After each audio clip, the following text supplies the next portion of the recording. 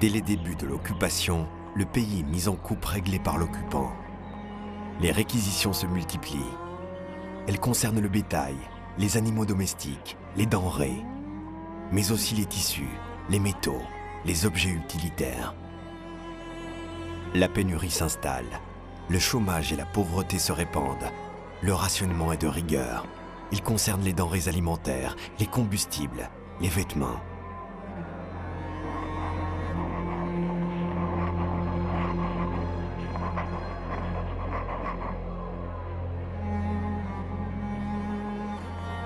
Manger est la première préoccupation des Belges pendant la Première Guerre mondiale. Les Belges vont manquer de tout et devoir apprendre à vivre chichement, quelle que soit leur origine sociale ou leur âge. C'est le règne de la restriction, des contrôles stricts, de la débrouille, de la survie.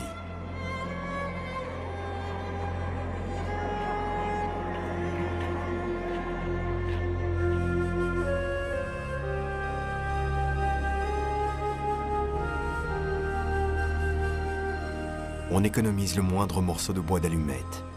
On collectionne les épluchures. On fait quelque chose avec moins que rien.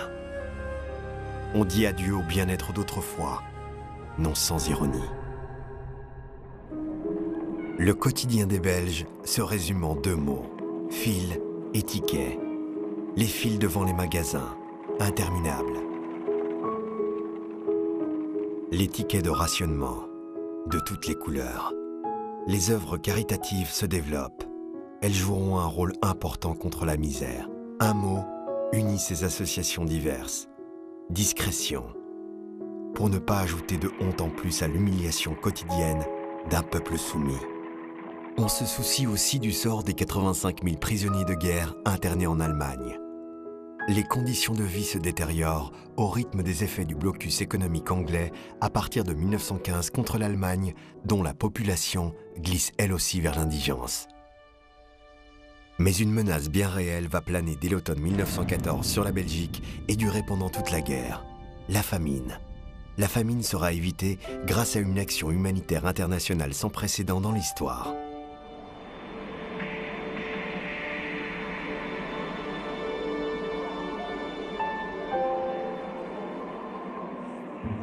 C'est la première fois que l'aide humanitaire va s'organiser à l'échelle d'un pays, grâce à la Commission for Relief in Belgium de l'Américain Herbert Hoover.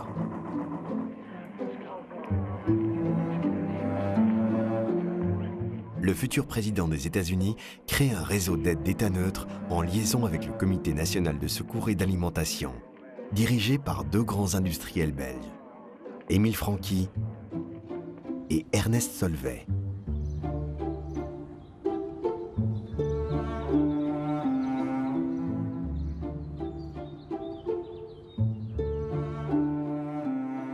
Progressivement, l'aide de grands industriels va être demandée. Parmi ceux-ci, Ernest Solvay, qui va immédiatement accepter de faire un don d'1 million de francs belges et qui va prendre la présidence du Comité national de secours et d'alimentation, qui deviendra une organisation très étendue, très complexe, qui ira jusqu'à compter 125 000 agents dans toute la Belgique, qui aura des ramifications dans chacune des provinces, chacun des cantons, chacune des communes.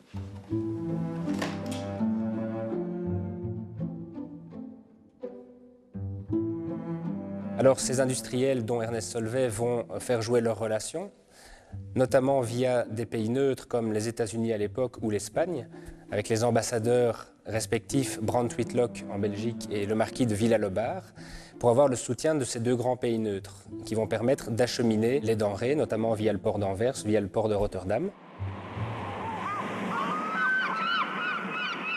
Par bateaux entiers, les marchandises, les denrées alimentaires arrivent en Belgique. Les sacs qui les transportaient deviennent des symboles. Ils sont récupérés par la population, parfois revendus au profit de l'aide sociale, parfois décorés et renvoyés aux États-Unis pour remercier les donateurs.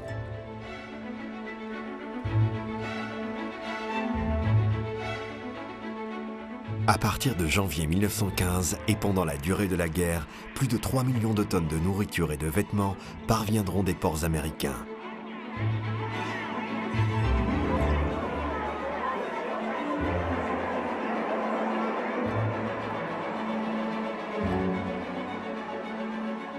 Les jouets pour les enfants ne sont pas oubliés.